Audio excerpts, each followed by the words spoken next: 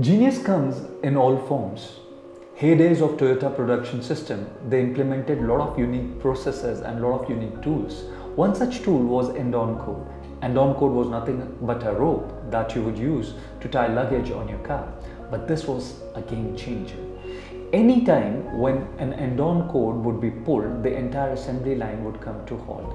And the craziest thing was that anybody had the right to pull the code.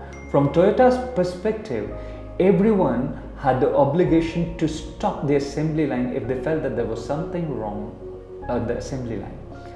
The leader would come and would ask why the rope was pulled, and the leader along with the team would resolve the issue. Toyota felt that unresolved issues could lead into huge complications later. This end-on code is still quite there in different forms and in different sizes. Amazon has used this tool really nicely.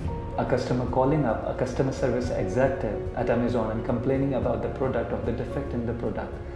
The customer service executive has the ability to pull the end-on code and take the product off the distribution. This has prevented numerous complaints against Amazon.